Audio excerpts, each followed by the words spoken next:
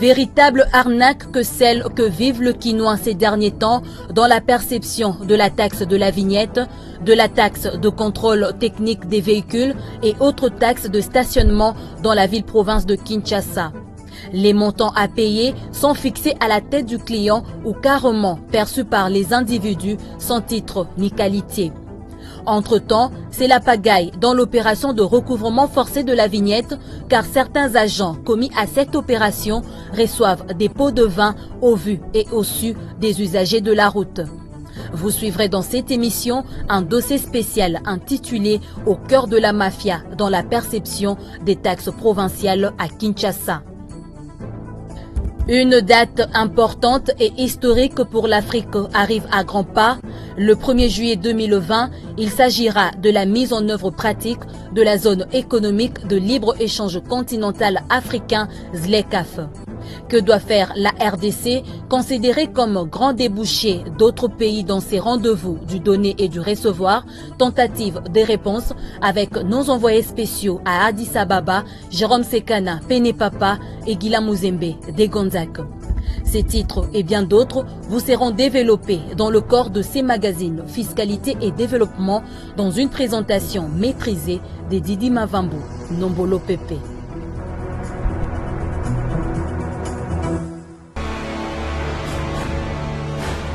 Agence Galaxy Media, la passion de développer la RDC.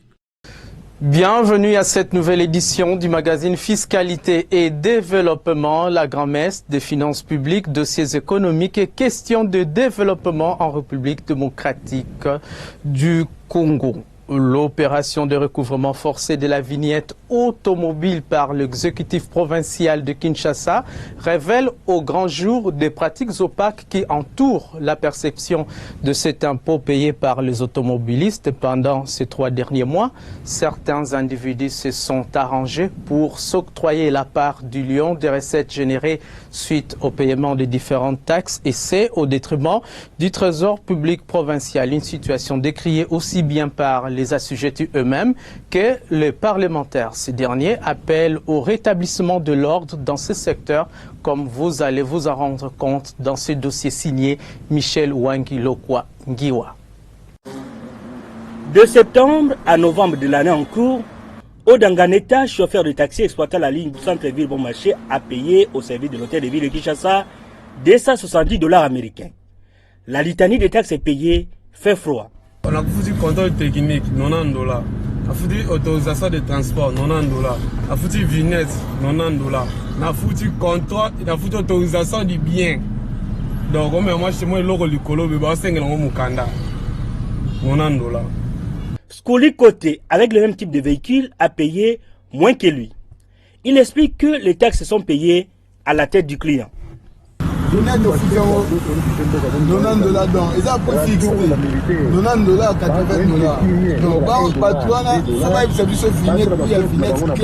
$80 donc si les chefs ont bouffé, le chauffeur de taxi et taxibus accuse de nombreux agents commis au recouvrement forcé de se faire payer sur les artères publiques. Certains opèrent en tenue de la police, d'autres portent les insignes de l'hôtel de ville, d'autres sont carrément en tenue civile. Tout se négocie sur place, comme le montrent ces images amateurs. L'une des taxes les plus controversées, c'est le contrôle technique des véhicules. Je pense qu'on doit trouver un mécanisme plus rigoureux de contrôle par rapport à nos gouvernements provinciaux. On est ici à Kinshasa. Nous vivons toute la tracasserie avec des taxes par ici, taxes de circulation, taxes de contrôle technique, taxes de ceci, taxes de marché, taxes de vignettes. Mais je suis pour que maintenant taxes de stationnement, comme dit le collègue. Mais tout cet argent sert à quoi? Comment vous pouvez demander des taxes de stationnement dans une ville où il n'y a pas de parking? Comment vous pouvez demander aux gens de payer la taxe de circulation quand on sait que tous les matins on sort les ordures dans les caniveaux pour les mettre sur la chaussée, attendant que la prochaine pluie les remette au bon endroit pour que demain on ait du boulot pour les ressortir? Et on demande aux gens de payer la taxe de circulation. Comment nous pouvons enseigner le civisme fiscal si on sait que l'argent que nous payons ne sert à rien? Le fameux contrôle technique ici à Kinshasa. On demande aux véhicules, on est le seul pays au monde où on fait 2 fois par an un contrôle technique. Il a une validité de 6 mois. Il coûte $50. et le Trésor public reçoit de ces 85 000 francs, puisque moi j'ai le document, je peux vous le faire parvenir. Quand vous payez les 85 000, 18 000 va à l'hôtel de ville. Les 70 autres 1000 francs vont chez la société, le privé qui a installé ces machines. Entre-temps, 2 fois par an, 140 $ pour payer le contrôle technique. Et un contrôle technique qui n'est même pas réalisé. La preuve, c'est que je vous amènerai 2 documents. Je suis allé avec mon véhicule, ils ont fait le premier contrôle sur place, ils m'ont donné le certificat. Je suis retourné sans véhicule, ils m'ont donné un autre certificat. Donc un contrôle qui ne sert à rien. Propos corroborés par Aristote Moukoko. Contrôle technique P, la somba, contrôle technique n'est pas spécialement pour le transport, pour l'interpellant, etc. Bon, mais si on a un contrôle technique,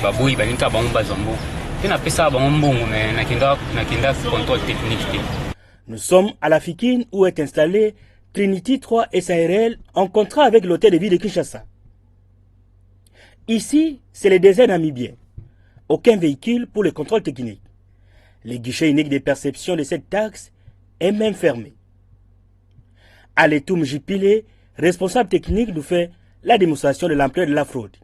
Donc ça, c'est une vignette de contrôle technique automobile. À la fin des contrôles, on donne ces documents. C'est le procès verbal de contrôle technique. Sur ces documents, vous trouverez toutes les anomalies ici. Et ici, ce sont les anomalies qui sont liées à votre sécurité.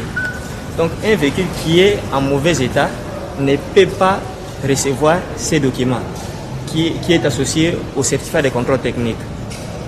Mais comme ces automobilistes qui sont surtout affectés au transport en commun savent très bien que leurs véhicules ne sont pas en bon état, ils préfèrent ne pas venir ici pour faire les contrôles techniques. Comme vous avez constaté, vous me les sentez très vides.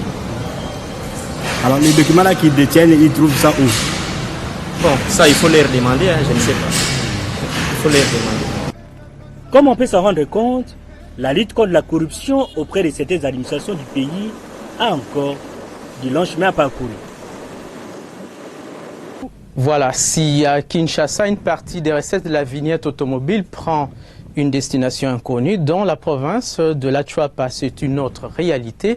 La régie provinciale des recettes n'arrive presque pas à recouvrer les recettes provenant de la vignette automobile, faute d'assujettis. Cet impôt est plutôt perçu dans le moto, vélo ainsi que les pirogues, une province dont l'assiette fiscale est quasiment inexistante. Elle est classée dans le premier atlas du PNUD comme la province la plus pauvre de la RDC malgré ses nombreuses ressources naturelles. Pour sortir de cet état des choses, l'association des ressortissants de la Chuapa a organisé du 27 au 29 novembre 2019 ici à Kinshasa un séminaire de réflexion sur la lutte contre la pauvreté. Une fois de plus, Michel Wangulokwa Ngiwa. Province de la Chuapa, 132 957 km². Un territoire plus vaste que le Portugal, la Belgique et le Luxembourg réunis. Selon le rapport du PNUD 2014, Chuapa regorge un sous-sol riche en diamants, fer, or, cuivre, plomb, zinc, nobium, kaolin, pétrole et bien sûr les bois. Une province certes potentiellement riche, mais classée par la même agence des Nations Unies comme la plus pauvre de la RDC. D'où la révolte du président de l'association des ressortissants de la Chuapa, Boniface Bola Bolaïko et autres intellectuels de cette province qui ont réfléchi et élaboré un plan quinquennal pour la lutte contre la pauvreté dans cette partie du pays. L'ancien sénateur Léon Ngoulouba Ngampongo peint les tableaux peu reluisants de cette province. Il faut produire. Il n'y a pas de production suffisante. Production pour l'exportation. Même la production vivrière, elle est très réduite. De subsistance, tout simplement. Mais parce qu'il n'y a pas de commerce là-bas, il n'y a rien. Quand vous arrivez dans les villages, il n'y a pas de revenus monétaires. Les gens sont très pauvres, sont misérables. Alors, il faut commencer par l'économie. L'économie, c'est-à-dire produire. Et alors, dans les collectivités, il n'y a pas d'opérateur économique. Il n'y en a pas. Alors, comme j'ai dit ici, nous devons alors faire en sorte que, chez nous, on ait des opérateurs économiques, des fermiers. Nous sommes dans une zone agricole. Alors nous devons avoir des fermiers. Évêques, professeurs d'université, hauts fonctionnaires de l'administration publique, opérateurs économiques, qui ont assisté durant les 3 jours de travaux, ont pris l'engagement d'échanger l'image de la Tchouapa dans les 5 prochaines années. Le rapport des travaux et les chronogrammes d'exécution seront remis au gouvernement provincial en janvier 2020. Le 1er juillet 2020, la zone économique de libre-échange continentale africaine, ZLECAf, va entrer dans sa phase pratique. À ce jour, 54 de 55 États qui composent l'Afrique ont déjà signé l'accord, mais seuls 28, dont la RDC, ont ratifié les textes de la ZLECAf. C'est pour mettre le bouchée double que Koda a organisé à Addis Abeba, capitale de la République d'Éthiopie, du 26 au 27 novembre dernier, un dialogue stratégique à l'intention des opérateurs économiques du secteur privé qui constitue le maillot important dans la mise en œuvre de la ZLECAf. Pour en savoir plus, suivez ce reportage de nos envoyés spéciaux à Addis Abeba, Jérôme Sekana Papa et Guilain Mouzembe de Gonzac. L'appropriation de la zone de libre-échange continentale, ZLECAf en sigle, par tous les Africains passe par la sensibilisation de toutes les parties prenantes, parmi lesquelles les opérateurs économiques du secteur privé qui constituent le moteur de la croissance économique dans la mesure où c'est eux qui créent les richesses et les emplois qui sont au cœur des échanges intra-africains. Aujourd'hui, ces échanges sont de l'ordre de 18% et pourront tripler avec la baisse des tarifs douaniers, l'élimination de certaines procédures et barrières non tarifaires au 1er juillet 2020.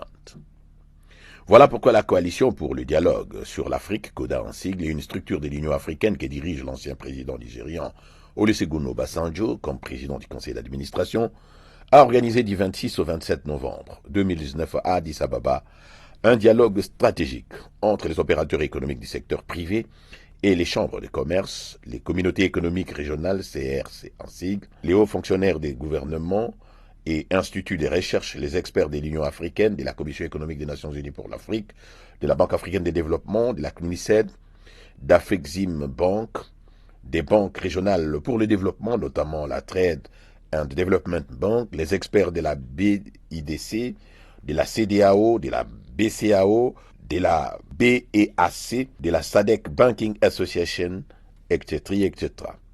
Objectif visé, fédérer les organisations d'affaires, les grands opérateurs économiques afin de leur faciliter une meilleure compréhension des objectifs, structures, politiques sectorielles et dispositions institutionnelles de la ZLECAf. In fine, appuyer l'opérationnalisation de la ZLECAf afin d'exploiter pleinement les bénéfices de la création d'un marché unique sur le continent. Il faut donc mettre le bouchée double car la mise en œuvre pratique sur le terrain de la ZLECAf démarre le 1er juillet 2020 prochain. Outre les organisations financières internationales qui ont déjà promis de financer la mise en œuvre de la ZLECAf sur le continent, Afrexim Bank a déjà disponibilisé 25 milliards de dollars américains pour accompagner le secteur privé africain dans la mise en œuvre de la ZLECAf. Mais nous espérons que ça va être un démarrage en trombe, dans 7 mois. Nos populations attendent ça. On se le doit parce qu'on est en tant qu'Africains consommateurs des idées, des concepts et des définitions des autres. Voici un cas où on a défini nous-mêmes, on essaye avec toutes les difficultés d'y arriver. On va probablement y arriver 7 mois, c'est imminent, à notre niveau profane, toute petite structure. On essaie de mobiliser tout ce qu'on peut mobiliser. Et je crois que la prochaine étape immédiate, on a déjà entendu la société civile et les médias un peu. On a entendu le secteur privé. On va devoir mener un certain nombre de recherches ou d'études supplémentaires rapidement. Moi, personnellement, je suis concernée par comment on va protéger le commerce des femmes, comment on va inspirer l'entrepreneuriat des jeunes, parce que c'est ce qui va faire la différence. Le chemin à parcourir pour y parvenir est encore long, comme le démontrent ces quelques participants à ces assises d'Addis Ababa. Qu'est-ce que l'Union africaine met en place comme politique pour rassurer les différentes nations des menaces éventuelles des pays voisins? C'est ce que nous déplorons par moments. Vous allez voir, malgré que vous pouvez mettre en place une bonne politique, mais il y a des menaces des pays voisins, lesquels du jour au lendemain peuvent bloquer les frontières et empêcher la circulation des personnes et des biens. Est-ce qu'il y a une politique au niveau de l'Union africaine pour veiller à ce que l'on puisse empêcher que ce genre de choses ne s'effacent? Le Bénin refuse d'appliquer les conventions régionales, donc interrégionales et même mondiales. Nous sommes permis par tous les textes de transiter par n'importe quel pays. Mais malheureusement, le Bénin veut nous fermer la porte. Même qu'on dise que, nous le disons, nous l'acceptons jusqu'ici, que notre port naturel, c'est le port de Cotonou. Mais le Bénin est en train de faire que nous serons obligés de regarder ailleurs. Et je vous le dis, c'est qu'on a déjà commencé à faire. Nous avons commencé à prospecter ailleurs. Il y avait un Français qui avait dit, quand la Chine s'éveillera, le monde tremblera. Ça, c'est Napoléon Bonaparte. L'Afrique centrale est à l'Afrique quelque chose d'important. On ne peut pas développer l'Afrique par-dessus la tête de l'Afrique centrale. Parce que l'Afrique centrale relie l'Afrique du Nord à l'Afrique australe, l'Afrique de l'Ouest à l'Afrique de l'Est. Et le Congo est en Afrique centrale à cette position-là. La gâchette de Frantz Fanon. C'est une manière de le présenter comme Frantz Fanon. Donc ça veut dire que si le Congo reprend la propriété de ses ressources humaines, je dis bien la propriété de ses ressources humaines et naturelles, du sol et du sous-sol, et les prépare à être debout sur l'échiquier africain, avec 85 millions d'habitants, 4e pays de l'Afrique, 2e pays en superficie, probablement 1er pays en richesse naturelle. Comment ces richesses-là ne peuvent pas se mettre ensemble avec nos têtes pour que nous devenions le géant de l'Afrique centrale et de l'Afrique? Et donc, nous devenons la Chine. Quand le Congo s'éveillera, l'Afrique tremblera, se développera. La République démocratique du Congo a déjà signé, voire même ratifié les accords de la ZLECAf, mais Kinshasa n'a pas encore déposé les instruments de la ratification de ce grand marché commun au siège de cette organisation panafricaine. Le gouvernement central doit établir rapidement une liste exhaustive de produits congolais à l'exportation qui bénéficieront des avantages comparatifs de la ZLECAf dans ces grands rendez-vous du donner et d'y recevoir, étant entendu que presque tous les pays africains visent le marché de la République démocratique du Congo comme débouché sûr, avec près de 100 millions de consommateurs. Et pour ne pas faire le médecin après la mort, les experts congolais qui ont participé activement aux travaux d'Addis Ababa ont déjà contacté le ministre d'État en charge du commerce extérieur, Jean-Lucien Mboussa, qui les a promis de les recevoir en début de la semaine prochaine pour aider le gouvernement central à préparer rapidement la feuille de route de la République démocratique du Congo sur la mise en œuvre pratique de la ZLECAf en juillet 2020. Et puis la Direction générale des douanes et axes DGDA et la Rwanda Revenue Authority, entendez, l'Office rwandais des recettes ont passé en revue l'accord d'assistance mutuelle administrative qui lie ces deux administrations depuis 2011. Il était question de discuter autour du thème optimisation de la mise en œuvre du régime commercial simplifié RECOS du COMESA. Cette réunion bilatérale entre la DGDA et l'Office rwandais des recettes s'est déroulée du 27 au 29 novembre 2019 à l'hôtel Béatrice de Kinshasa. Les explications de Geneviève Mizegele Katengesia sur les images de Céline Bumba Angelani Lagrasse. Hôtel Béatrice de Kinshasa, nous sommes mercredi 27 novembre 2019. Ici s'ouvre la réunion bilatérale entre la Direction générale des douanes et axes DGDA et l'Office rwandais des recettes, connu aussi sous l'appellation anglaise de Rwanda Revenue Authority. Il est question au cours de ces assises de discuter sur le point qui diverge les deux administrations dans le processus de mise en œuvre du régime commercial simplifié du COMESA sur fond de l'évaluation de l'accord d'assistance mutuelle administrative qui lie ces deux institutions. Dans son mot d'ouverture, le directeur général adjoint de la DGDA en charge de l'administration et des finances, Jean-Baptiste Kongolo, représentant le directeur général empêché, attire l'attention des participants sur l'opportunité de cette rencontre. Grâce au RECOS que tout petit commerçant transfrontalier se présentant à la frontière avec des marchandises figurant sur la liste bilatérale d'une valeur n'excédant pas $500 par lot, accompagnée d'une déclaration douanière simplifiée du COMESA et dont l'origine est attestée par un certificat d'origine simplifiée du COMESA, pouvaient bénéficier de la franchise des droits de douane qui pouvaient les importer en franchise des droits de douane. Pendant les déroulements de ces travaux qui ont duré 3 jours, les deux administrations ont présenté l'état des lieux du régime commercial simplifié du COMESA dans leurs pays respectifs pour permettre aux participants de mieux cerner la problématique dans sa mise en œuvre. Ils sont arrivés à la conclusion selon laquelle le dit régime n'a pas été respecté.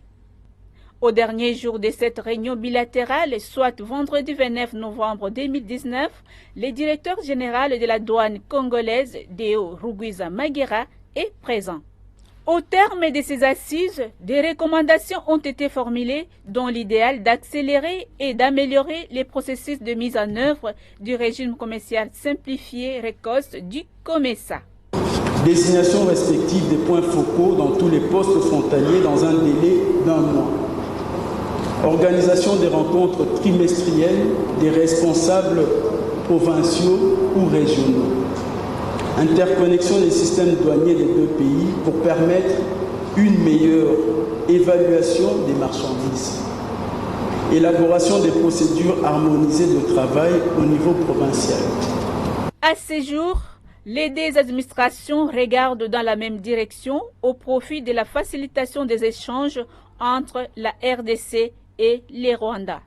Malgré le bon travail accompli pour essayer de mettre en œuvre le régime commercial simplifié du COMESA, il reste quelques questions pertinentes qui font sujet d'ordre de cette réunion bilatérale qui a discuté et a convenu de la manière de les résoudre. Je voudrais remercier tous les intervenants pour des échanges riches, ouverts et intéressants. La participation des experts disposant d'un niveau d'expertise impressionnant nous a permis, j'en suis convaincu, de rassembler toutes les idées qui se révèlent extrêmement utiles pour la mise en œuvre du RECOS.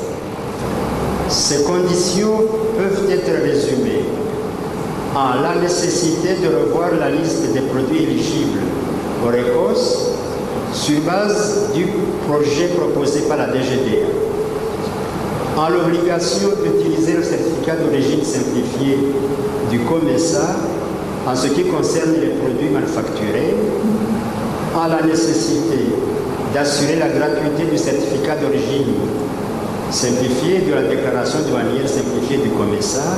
Enfin, il a été convenu de n'accorder qu'aux produits éligibles au RECOS la franchise des droits de douane, toute autre perception étendue. Le régime commercial simplifié RECOS du COMESA est une initiative lancée en 2007 à Siavonga en Zambie avec pour objectif la facilitation des petits commerçants transfrontaliers par la suppression des barrières tarifaires et de toutes sortes d'entraves à son exercice. 37 milliards de francs congolais à mobiliser chaque mois en vue de réaliser les assignations arrêtées par le gouvernement. C'est ce qu'a déclaré le ministre de l'Industrie lors de sa visite d'inspection dans les installations du Fonds de promotion de l'industrie FPI. C'était le mercredi 27 novembre au siège de cet établissement public dans la commune de la Gombe. Témoin de l'événement, Philo Unkanyi, Bapeke et Fanfan Makitoudoma. Siège du Fonds de promotion de l'industrie FPI dans la commune de la Gombe. Le ministre de l'Industrie Julien Paluku visite pour la première fois depuis la prise de ses fonctions dans cet établissement public à caractère financier. Les patrons de l'industrie congolaise est chaleureusement accueillis par le directeur général du FPI, Patrice Kitebi Kibolvoul, et par l'ensemble du personnel de cette institution. Vient ensuite la visite guidée des installations, question de se rendre compte des conditions dans lesquelles travaillent les cadres et agents de cet important établissement public qui finance des projets à caractère socio-industriel. Dans son adresse, Le ministre Julien Paluku exhorte son assistance à redoubler d'ardeur pour plus de performances dans la mobilisation des recettes afin de relever les défis qu'attend le gouvernement congolais, celui de produire 37 milliards de francs congolais les mois. Je suis venu également pour vous dire que le président de la République a doté ce pays d'une vision.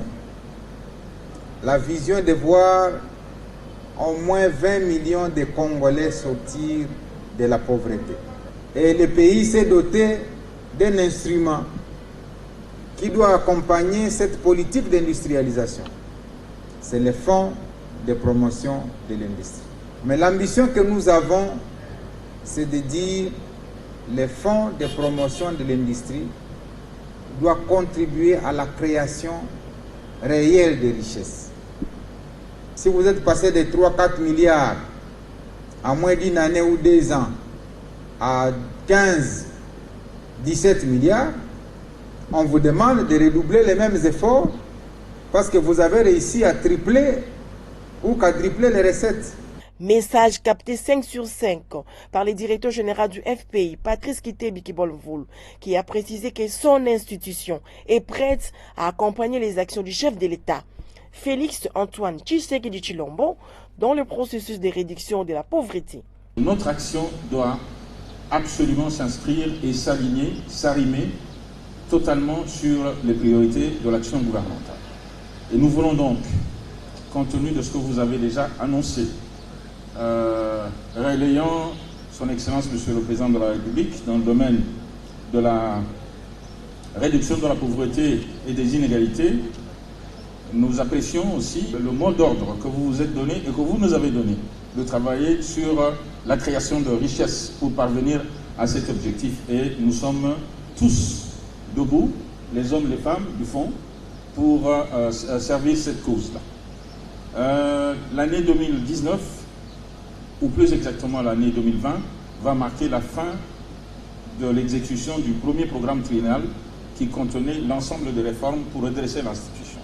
Et on peut se réjouir que progressivement, l'institution est en train de monter en puissance. Et nous venons de terminer donc l'actualisation de notre budget 2020 qui a été approuvé par le Conseil, qui va vous être soumis dans les jours qui viennent, et qui marque une ascension, on va dire, presque exponentielle dans le domaine du financement des projets sous toutes les formes. Autre chose à présent, une délégation de la Banque mondiale a séjourné du 25 au 29 novembre dernier à Kinshasa pour évaluer les activités appuyées dans le cadre du projet de rajeunissement et de réforme de l'administration publique PRAP, exercice 2019. Cette délégation a tour à tour visité les structures de mise en œuvre de ce projet. Priska Sekana et Fanfan Makitudoma pour les détails. À 24 mois de la fin du projet de rajeunissement et de réforme de l'administration publique PRAP, la Banque mondiale passe au peigne fin les réalisations du projet pour l'exercice 2019. Quel est le niveau d'avancement des activités confiées aux 4 composantes du projet? Quelles sont les contraintes qui se posent de manière à le résoudre? Quel est le niveau de financement qui a été décaissé à ce jour? À toutes ces questions, chaque cellule technique de mise en œuvre du projet PRAP, à savoir l'INA, le SENAREC, la CETAD et la SENSAP, a pu répondre à la délégation de l'institution de Bretton Woods. Dans le cadre de sa composante 1, celle du rajeunissement de l'administration publique, le projet PRAP, à travers la Banque mondiale, a financé le recrutement de la formation de la 6e promotion de l'École nationale d'administration ENA dans son programme Jeunes professionnels organisé dans différentes provinces de la RDC.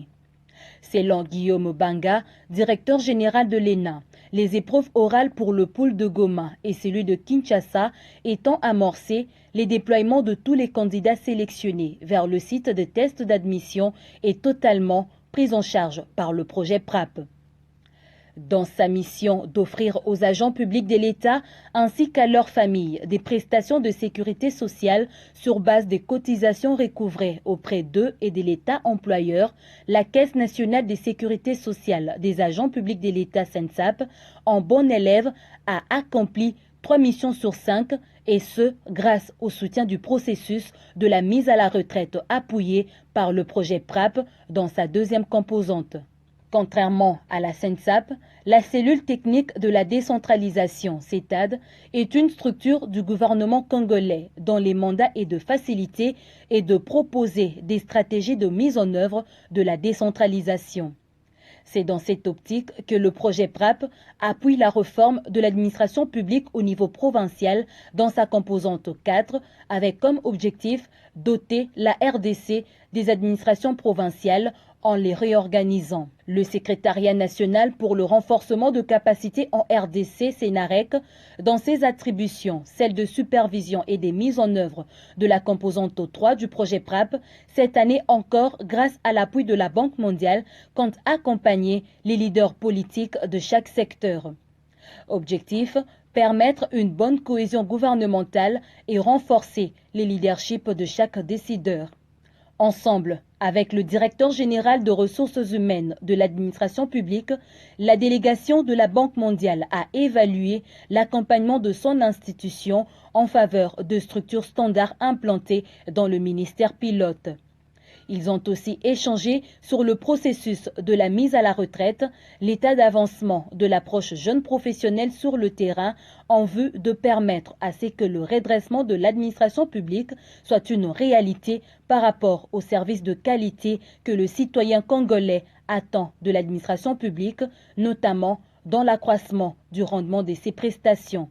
Ils ont aussi échangé sur le processus de la mise à la retraite, l'état d'avancement de l'approche jeune professionnelle sur le terrain en vue de permettre à ce que le redressement de l'administration publique soit une réalité par rapport aux services de qualité que le citoyen congolais attend de l'administration publique, notamment l'accroissement du rendement dans ses prestations. Profitant de la présence de la délégation de la Banque mondiale, Juvenal Sangakaoubo, directeur général de ressources humaines de l'administration publique, a conduit la délégation de l'institution de Bretton Woods dans une visite de prospection des 6 bureaux des divisions du travail au sein de l'administration publique. Question de s'imprégner des conditions dans lesquelles évolue le personnel de la direction générale. En dehors de structures de mise en œuvre du projet PRAP, la délégation de la Banque mondiale a également rencontré dans ses périples de Kinshasa les leaders politiques tutelles de chaque structure.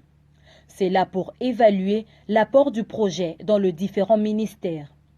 Tour à tour, ils ont évalué le projet avec le directeur de cabinet du Premier ministre, Sylvestre Ilunga Ilunkamba, et celui du ministre d'État de la décentralisation. À tout seigneur, tout honneur, la délégation de la Banque mondiale est allée présenter ses civilités à la ministre de la fonction publique, Yolande Ebongo, avec qui les échanges ont porté sur l'évolution de la réforme et du rajeunissement de l'administration publique, ainsi que du problème relatif à la capacité d'accueil des agents de l'État dans les différents ministères. Le jeudi 28 novembre 2019, les envoyés spéciaux de l'institution de Bretton Woods ont rencontré la vice-première ministre du Plan, Élisée Mounembwe. Satisfaite de l'accompagnement du projet PRAP, elle a remercié la Banque mondiale pour son soutien combien important dans le renforcement de capacités prévues dans sa composante 3. Malgré les différentes contraintes que chaque cellule technique a pu rencontrer au cours de cette année 2019, la délégation de la Banque mondiale est plus que satisfaite de toutes les réalisations appuyées par les bailleurs de fonds dans le cadre du projet de rajeunissement de la réforme de l'administration publique PRAP. La mission s'est très bien passée. On a fait le constat qu'il y a eu des progrès dans la plupart des programmes que supporte la mission. À savoir donc la mise à la retraite des agents de la fonction publique, le recrutement, la formation et l'intégration des jeunes professionnels, l'appui à la décentralisation administrative et aussi il y a eu beaucoup de progrès aussi dans la gestion du projet. Donc de manière générale, la Banque mondiale est très satisfaite des progrès qui ont été réalisés par ce projet. la Banque mondiale est aussi satisfaite des efforts qui ont été déployés par les autorités congolaises pour redresser le projet. Et aujourd'hui, 18 mois après ma prise de fonction sur ce projet, je peux dire sans hésiter que nous sommes sur une très bonne route. Maintenant, nous avons aussi discuté de comment on avance avec les activités du projet dans ces différents programmes que j'ai identifiés tout à l'heure. Et nous nous sommes entendus sur les principales activités et sur la manière aussi de travailler pour l'année prochaine. La mission de la Banque mondiale a promis de revenir au mois de juin 2020 pour faire une nouvelle évaluation du projet PRAP.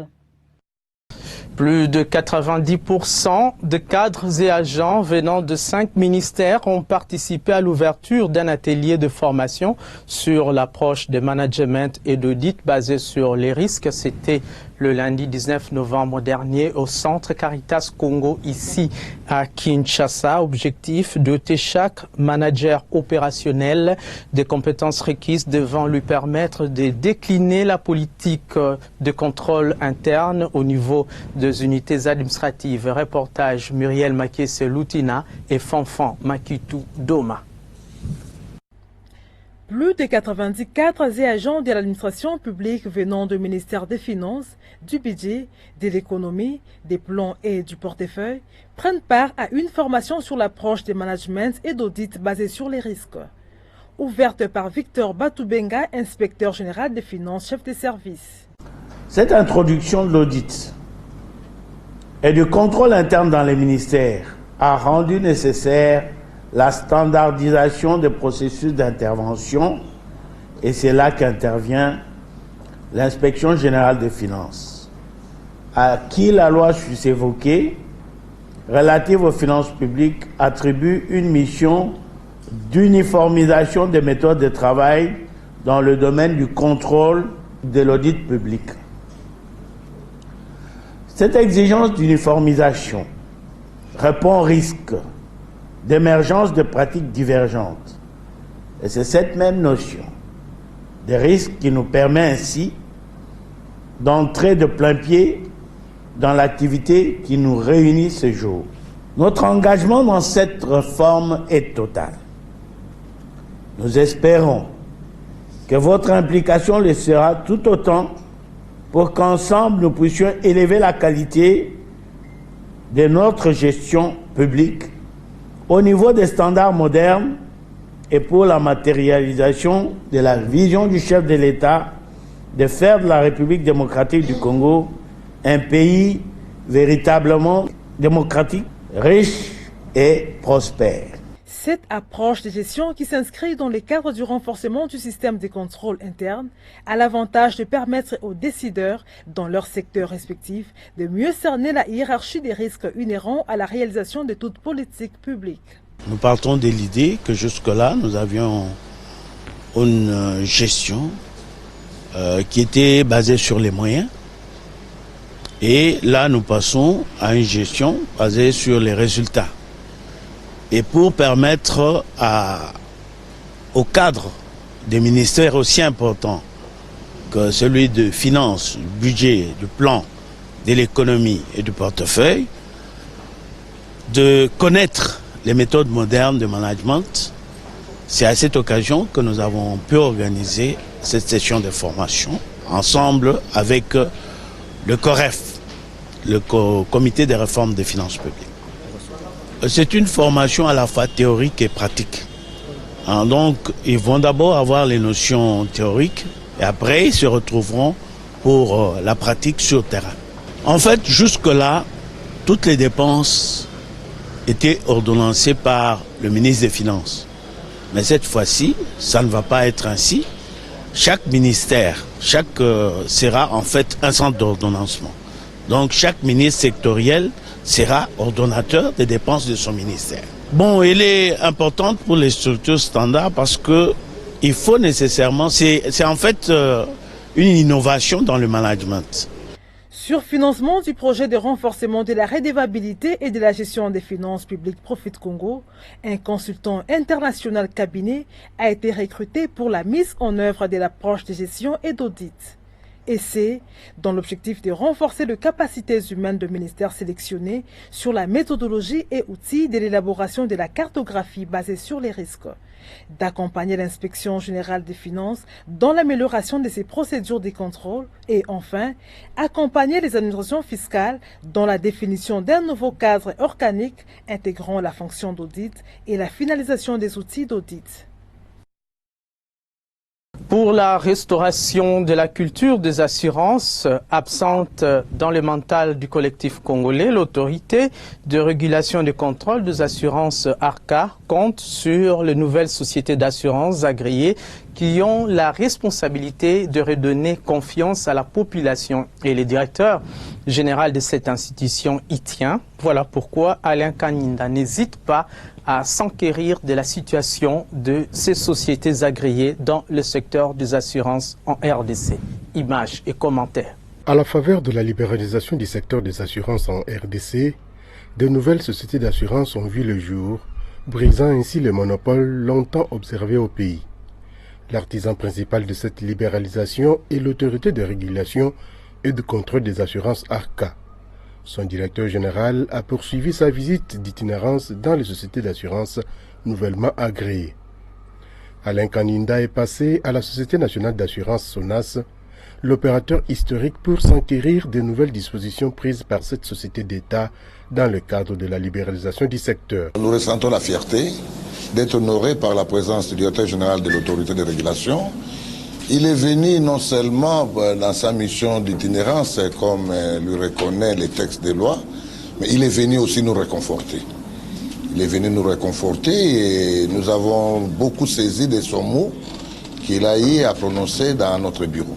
J'ai eu un échange intéressant avec monsieur le directeur général, ainsi que monsieur le directeur général adjoint et les cadres qui ont participé à cette session d'information, qui nous a permis quand même aussi de comprendre certaines réalités qui préoccupent la direction générale, qui préoccupent la SONAS dans la vision qu'elle est en train de développer et surtout dans la stratégie qu'elle est en train de mettre en place pour évoluer dans ce marché qui désormais est concurrentiel. Chez Ascona RDC, le patron de l'ARCA s'est rendu compte des activités menées par cette société, étant donné que ces nouveaux opérateurs agréés doivent contribuer aujourd'hui à la mise en place d'un secteur des assurances susceptible de répondre aux besoins des populations et des entreprises. Les choses ont changé, c'est une nouvelle ère, le marché est désormais libéralisé, mais surtout nous devons faire un travail de pédagogie pour restaurer la confiance qui peut-être était entamée et voilà, dire aux clients qu'aujourd'hui pour faire confiance à ce marché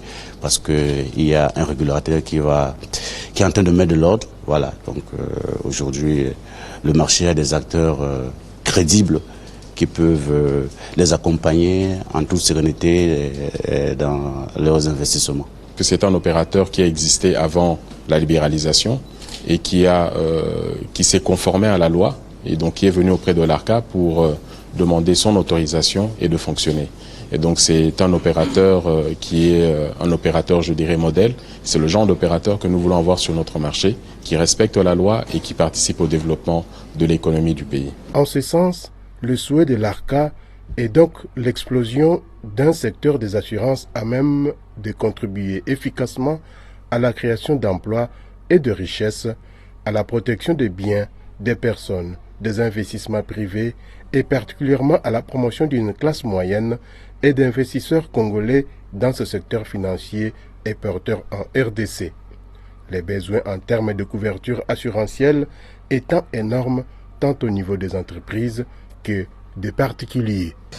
Et puis la semaine du ministre des Finances, Sele Yalagouli, a été marquée par la signature de plusieurs conventions de financement avec l'Union européenne. Il s'est agi de 3 conventions d'un montant total de 27,5 millions d'euros. C'est pour appuyer la gouvernance démocratique et la lutte contre la pauvreté. Avec la France, l'aide est de 15 millions d'euros pour un projet sur l'agriculture l'agriculture et la préservation des forêts dans les provinces de la Chopo et d'Ikwilo. Toutes ces conventions de financement ont été signées le mercredi 27 novembre 2019. Les détails avec Jean-Louis Miasekwama Lubaki et Étienne Abenga Kumba Chuma.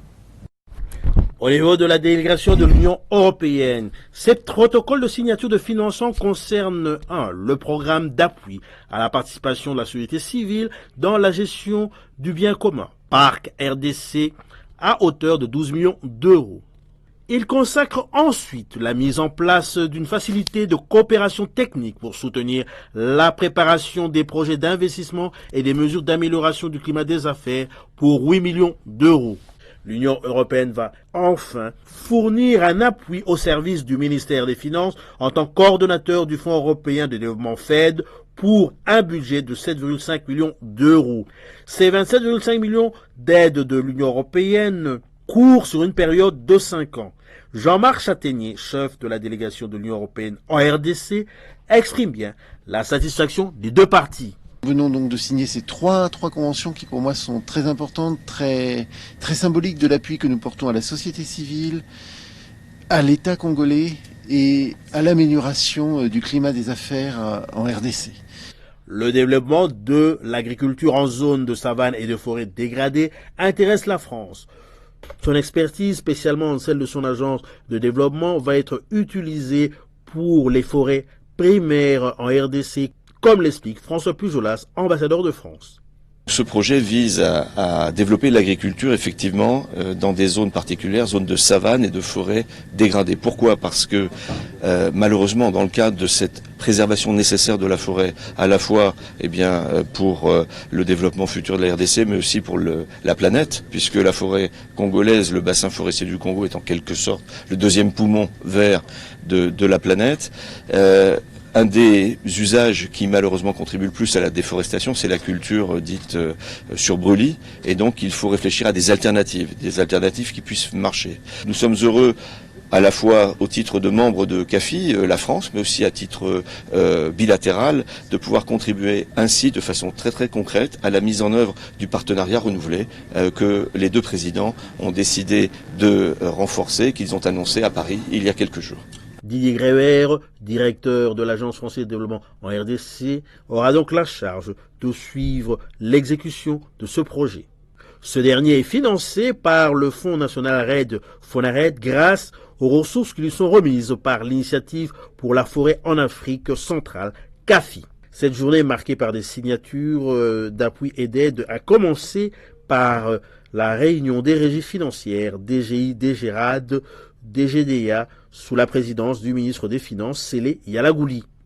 Et puis le chef du gouvernement congolais a été comme d'habitude au four et au moulin la semaine qui s'est achevée pour tenter de trouver des solutions idoines aux problèmes socio-économiques et politiques du pays.